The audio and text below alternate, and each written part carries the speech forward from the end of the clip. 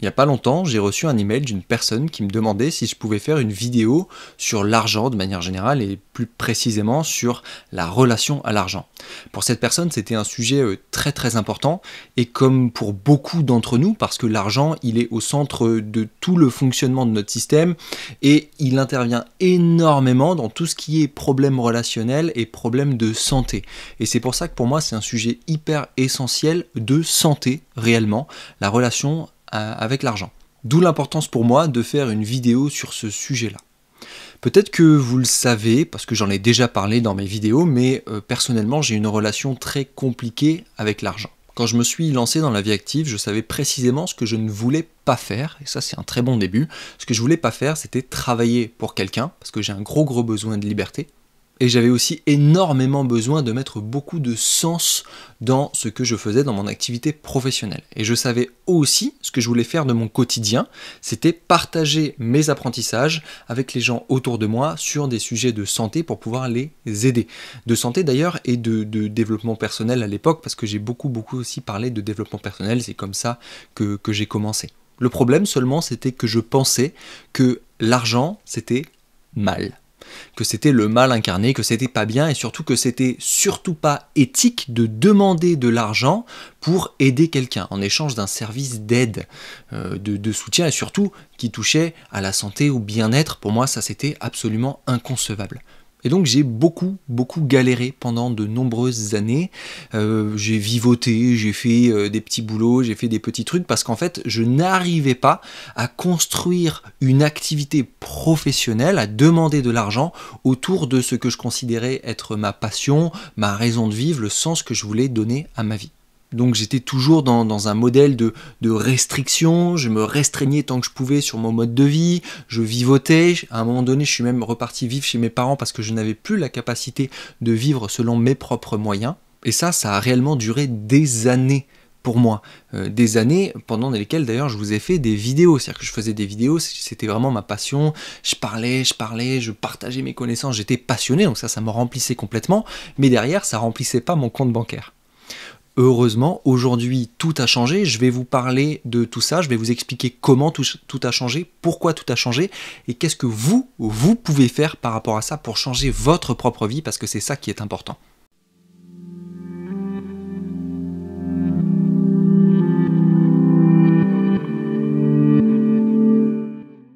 Le premier point que je voulais aborder dans cette vidéo, il est essentiel. J'en parle aussi pas mal.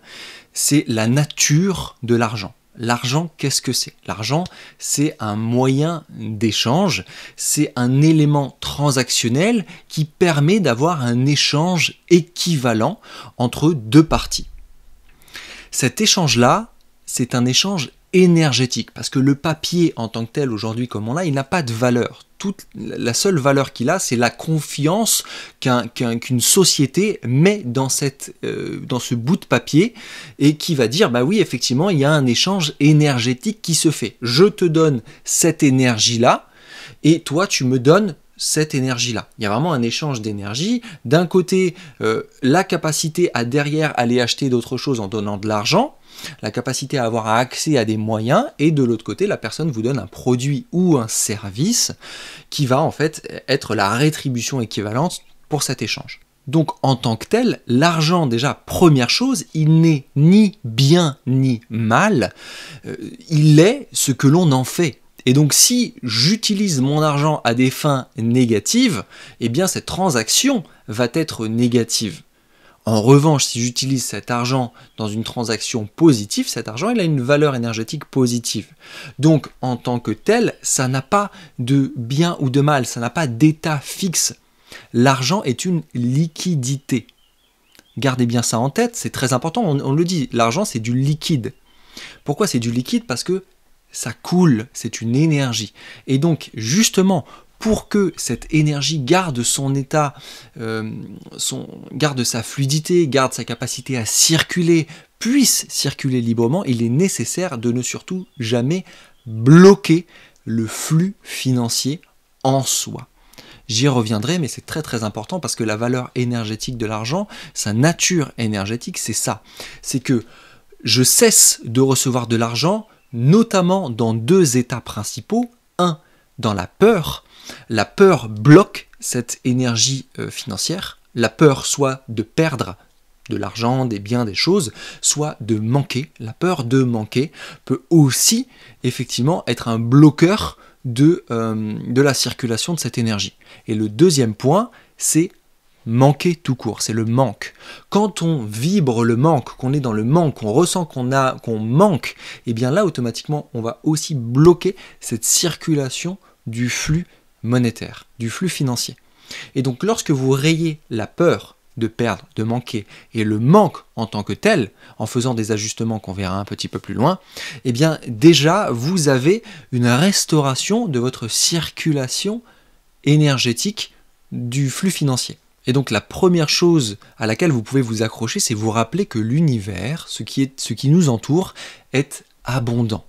Il n'y a pas de limite de ressources comme on peut le penser, comme notre esprit rationnel peut le penser. On trouve toujours des ressources parce qu'on est capable de s'adapter et parce que l'univers nous renvoie ce que nous vibrons.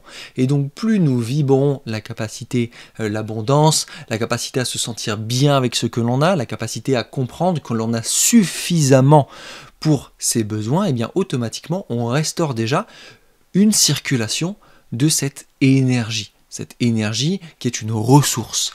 L'argent est une ressource, jamais une fin en soi.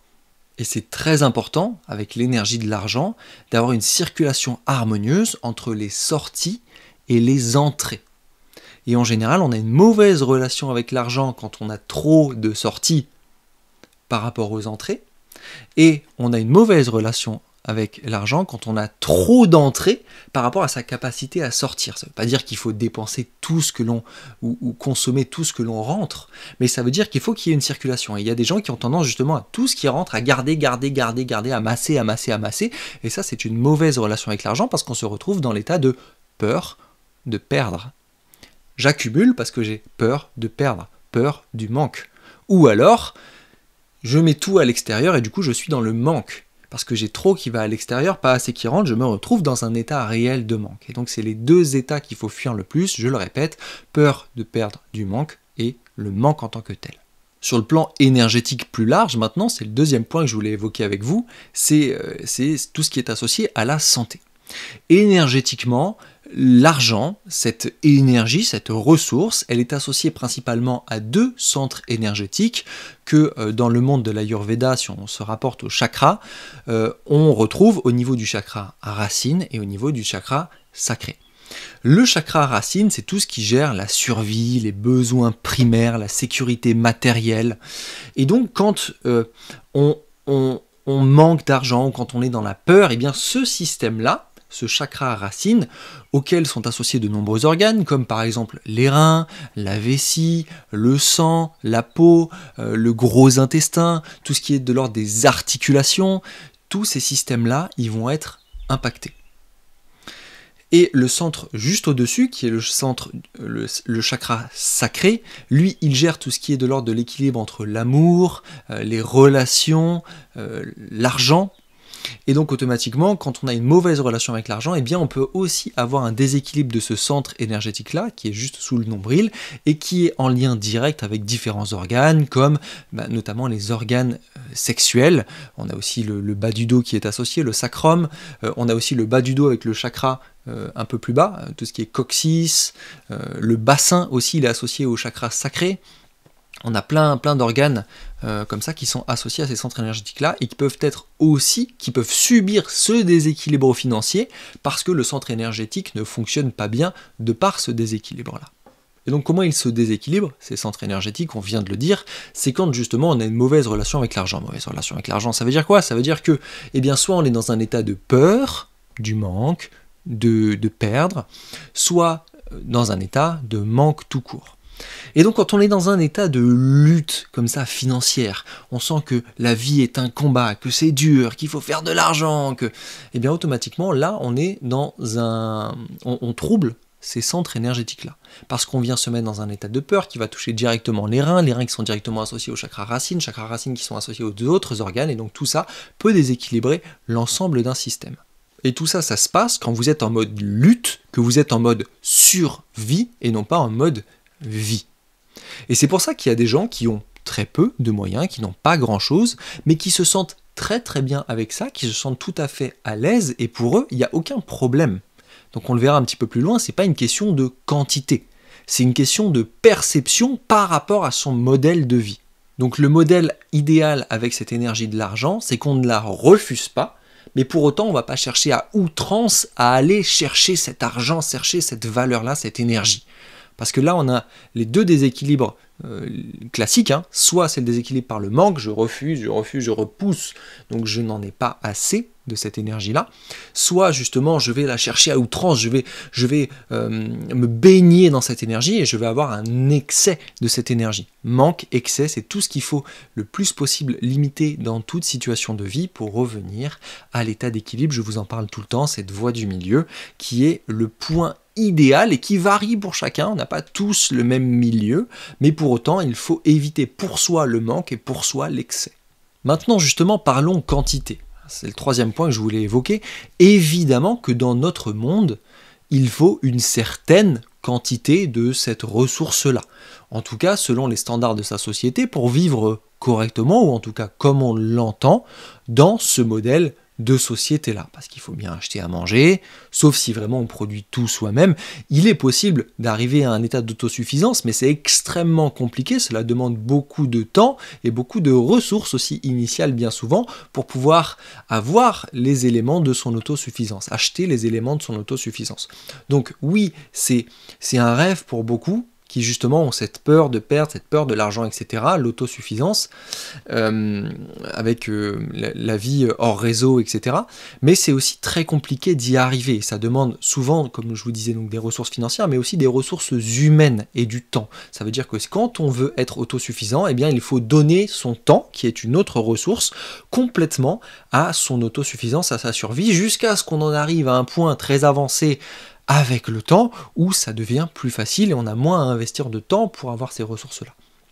Donc, bien sûr, tout est possible, bien sûr que tout est un choix et que tout se respecte, mais sachez que l'autosuffisance n'est pas aussi le Graal, la voie sacrée, et surtout pas si on la cherche à partir d'un état de peur de perdre, peur de manque ou du manque tout court. Donc en réalité, qu'est-ce qu'on peut faire par rapport à cette quantité d'argent pour avoir suffisamment pour vivre? En réalité, on a trois options. La première option, c'est de chercher à gagner plus, tout simplement, augmenter ses revenus. Pour ce faire, on peut faire différentes choses. Soit changer de métier pour trouver un métier qui nous rémunère plus, soit aller en plus de son métier, faire une petite activité supplémentaire, peut-être un week-end par mois qui va vous permettre d'augmenter nos ressources peut-être de 100 € par mois, de 200 € par mois, peu importe quelle est la valeur de ce que vous allez apporter sur ce week-end-là par mois, eh bien ça va être toujours une ressource supplémentaire. Donc aller chercher de l'argent, c'est possible, il suffit simplement d'apporter ce que vous pouvez apporter au monde. Vous avez tous quelque chose de plus, vous avez tous une capacité, vous avez tous une zone de génie, comme on l'appelle souvent. Et si vous arrivez à identifier cette zone de génie et la mettre en pratique au service des autres, vous allez pouvoir justement monnayer cette zone de génie et vous avez le droit de le faire parce que c'est du temps, c'est de l'énergie que vous échangez pour avoir cette rétribution-là. On est toujours, la plupart du temps, dans un échange de compétences ou de temps que l'on va donner à la communauté, à quelqu'un d'autre, pour lui rendre service, que ce soit à travers un produit qui va lui rendre service ou lui apporter quelque chose, un bien-être, ou à travers un service tout court. Donc oui, c'est possible d'avoir plus de ressources. Et sachez que quand vous avez votre propre activité à côté, par exemple, ou votre propre activité tout court, vous n'êtes pas plafonné. Il n'y a pas de plafond à ce que vous pouvez gagner en termes d'argent. Et ça, c'est très important de le comprendre, parce que certes, à travers le salariat, et c'est très confortable pour certains, et c'est nécessaire pour certains, parce qu'il y a des gens qui ne peuvent pas être leur propre patron, c'est trop compliqué, mais c'est vrai qu'il y a un cadre de sécurité qui nous est apporté en échange d'une valeur fixe de rétribution, d'une rétribution fixe. En revanche, quand vous êtes votre propre patron, vous perdez cette sécurité-là, mais vous avez cette capacité à augmenter vos gains sans plafond. Donc il faut voir ce qui vous correspond le mieux et essayer de vous lancer dans ce que vous pensez que votre cœur vous dit. Revenez toujours là. Lui ne s'est pas décidé. Il s'est analysé il sait étudier, il sait apprendre, il sait réfléchir, mais la décision doit toujours venir de là, parce que si vous prenez une décision avec ça, vous avez déjà perdu. Surtout si cette décision-là, elle est en désaccord avec ça. Après, si celle-là, elle est d'accord avec celle-là, tout va bien. Ça s'appelle une cohérence entre cerveau et cœur. Mais quand la décision, elle est incohérente, c'est là qu'il y a vraiment un problème, et la plupart des gens, ils sont dans cette décision incohérente parce que la peur, le manque, ce que la société leur dit, c'est bloqué ici, et ce que ça leur dit, c'est complètement différent, c'est à l'opposé. On se retrouve avec des problèmes de santé aussi très très avancés parce qu'il n'y a pas de cette cohérence-là entre ce que la tête dit, le mental dit, et ce que le cœur dit, l'esprit dit. Sinon, la deuxième option, c'est bien évidemment de consommer moins. On va voir où est-ce qu'on met nos ressources. C'est très important au début, quand on ne sait pas, de tenir un petit registre financier. Tiens, où est-ce que va mon argent tous les mois? Et vous allez voir que pour la plupart, on se rend compte que, oulala, mais j'avais pas vu qu'il y avait tout ça qui partait en, je sais pas, en café, en conneries achetées qui servent pas à grand chose. Et on remplit les maisons, et en fait, on cherche à remplir autre chose. Mais pour ça, il faut se rendre compte qu'on cherche à remplir un état émotionnel. C'est pas forcément évident.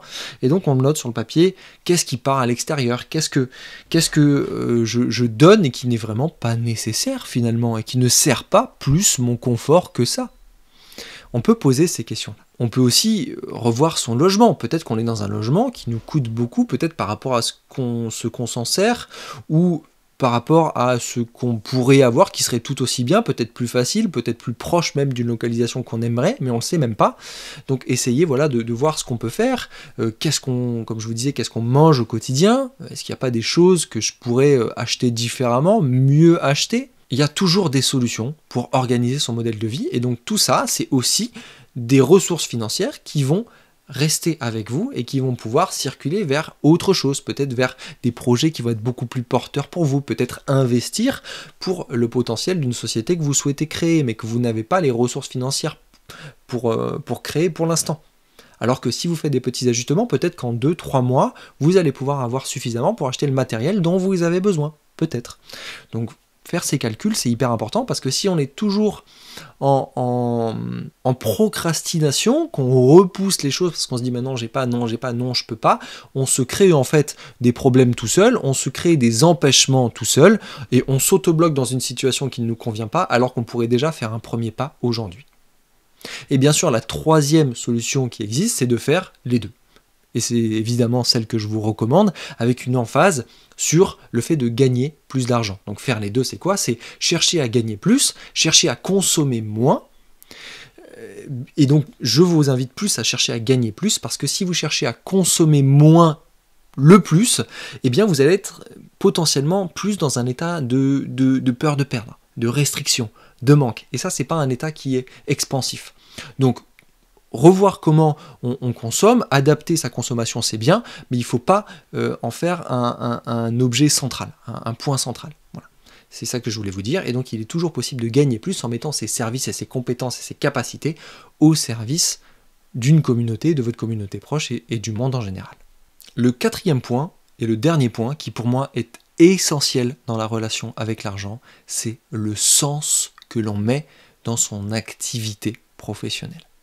Il y a certaines personnes, parmi vous peut-être, qui ont un travail alimentaire, et à côté, ils ont des choses qui les remplissent pleinement. Par exemple, je sais pas, ils ont un travail alimentaire, et à côté de ça, ils adorent peindre, et ils vont peindre tous les week-ends, tous les moments où ils ne travaillent pas, ils vont peindre, ils vont être remplis, et ça va leur faire profondément du bien de pouvoir gagner de l'argent à côté, pour pouvoir s'adonner à cette activité dans laquelle, finalement, ils ne souhaitent pas nécessairement avoir une rétribution financière.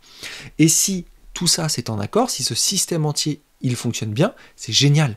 Ne changez rien, c'est super. Ça veut dire que vous êtes bien avec votre état, bien avec votre vie, et il faut cultiver ça. Maintenant, si votre travail ne vous remplit pas, si ce que vous faites à côté ne vous remplit pas, parce que tout ce que vous pouvez faire, c'est juste vous affaler devant la télé ou vous mettre sur les réseaux sociaux, rien faire parce que vous êtes épuisé de votre semaine, parce que vous savez même pas qu'est-ce que vous voulez faire ou pouvez faire, parce que vous avez juste pas l'espace de cerveau, que vous n'avez rien à donner en fait à l'espace. Là, vous êtes clairement dans un état un état problématique. C'est un état dans lequel vous n'êtes pas bien, c'est un état où vous n'êtes pas rempli du tout et vous êtes très très éloigné de votre cœur. Donc ça, c'est vraiment nécessaire de le changer. Maintenant, tout de suite, un premier pas sera à faire aujourd'hui. Alors comment on fait pour changer, pour attirer l'abondance? Moi je vais vous donner pour moi une recette simple et qui est la recette qui marche le mieux, qui est celle que j'utilise, c'est de faire ce qu'on aime, c'est de le faire longtemps, c'est de le faire avec le cœur et c'est de demander une rétribution financière en échange. Faites ce que vous aimez, faites-le avec le cœur, faites-le longtemps et demandez une rétribution financière pour ça. Et ça, c'est nécessaire pour que la transaction énergétique, elle soit complète. Parce que si vous donnez uniquement, vous êtes dans le don, dans le don, dans le don, et que par ailleurs, il n'y a rien dans votre vie qui vous remplisse en échange, et que vous, petit à petit, vous vous dégradez parce que vous n'avez plus les ressources financières de vivre comme vous l'entendez, de pouvoir continuer ce que vous êtes en train de faire tout simplement, là, il y a un problème. Et c'est pour ça que c'est très important d'avoir cette rétribution en échange. Elle est financière parce qu'on parle d'argent ici, mais elle pourrait être autre si jamais vous arrivez à continuer à faire ce que vous aimez. C'est tout ce qui compte. Si jamais pour continuer à faire ce que vous aimez, vous avez juste besoin de manger, eh bien vous pouvez demander en échange des denrées alimentaires, c'est possible. Et si ça vous permet de continuer ce cycle qui est vertueux pour vous et qui vous permet d'évoluer, tout va bien. Mais pensez à cette rétribution parce qu'elle est essentielle. Et que ce soit de l'argent ou autre chose, on s'en fiche, c'est une ressource, c'est de l'énergie que vous allez mettre dans votre système pour pouvoir envoyer quelque chose à l'extérieur. C'est toujours un échange. Je mets une énergie dans mon système, de l'argent, de l'eau, de l'air, de peu importe, et je la renvoie à l'extérieur sous une autre forme. La respiration, c'est le plus simple des exemples. Je prends une ressource qui est utilisée par mon organisme, elle est transformée, et j'en renvoie une autre forme à l'extérieur qui est utilisée par d'autres formes de vie, les arbres par exemple. Et cette transaction, elle est vertueuse. Donc cherchez toujours dans votre vie à avoir des transactions vertueuses qui puissent vous permettre de suivre votre cœur. Bien évidemment que ça demande de la force, bien évidemment que ça demande du courage, de se lancer sur autre chose, de prendre un risque. Mais prendre un risque, c'est toujours apprendre des choses, c'est toujours évoluer et vous pouvez commencer à faire un tout petit premier pas maintenant, aujourd'hui. Et particulièrement si vous détestez votre vie aujourd'hui, si vous détestez ce que vous faites et si vous avez plus de choses que vous faites à contre-cœur que de choses que vous faites avec le cœur. L'objectif d'une vie remplie, réussie, c'est une vie dans laquelle vous faites l'essentiel des choses avec le cœur. Et pour toutes les personnes qui me disent « Pour moi, c'est trop tard, ça ne s'applique pas à moi, c'est fini, c'est déjà trop tard, j'ai passé mon heure », non. Stop. Si on réfléchit comme ça, on s'arrête tout de suite en fait, parce que c'est toujours trop tard. Sauf que le fait que ce soit trop tard ou pas, c'est une perception. Il y a des personnes de 80 ans qui vont avoir l'impression d'en avoir 50 et toute la vie devant eux, et il y a des personnes de 80 ans qui vont rester assises dans leur fauteuil à dire que leur vie est finie. Donc c'est toujours une question de perception. Et tant que vous avez des secondes qui s'écoulent, vous pouvez toujours faire des choses. Le temps est une ressource qui est toujours à votre disposition, quel que soit votre âge. Bien sûr à adapter en fonction de vos capacités physiques de l'âge en question. Mais il est toujours possible de faire des choses. Et le moteur, il est là, le moteur, il est là. Le moteur, il n'est pas uniquement le corps. Et vous pouvez motiver l'action d'un corps par la cohérence entre le mental et le cœur. Donc si votre vie ne vous convient pas aujourd'hui, prenez une petite chose que vous pouvez changer. Commencez par ce premier pas qui est facile et faites-en des nouveaux pour arriver à votre voyage complet. Voilà la Feel Good Family, j'espère que cette vidéo vous aura plu. Dites-moi ce que vous en avez pensé dans les commentaires, dites-moi quelle est votre relation avec l'argent, partagez-moi ce que vous voulez me partager sur le sujet parce que c'est un sujet essentiel de santé. Réellement, on n'en parle pas assez, c'est un sujet tabou, ça ne devrait pas, c'est un sujet crucial de santé. Si cette vidéo vous a plu, n'hésitez pas à vous abonner à cette chaîne. On parle de santé naturelle sur cette chaîne sous toutes ses formes. On parle de spiritualité, on parle d'énergie, on parle d'alimentation, on parle de mouvement. Tout ce qui permet à un organisme de fonctionner à son plein potentiel et surtout avec le cœur. Moi d'ici là, je vous dis à la prochaine et surtout, prenez soin de vous.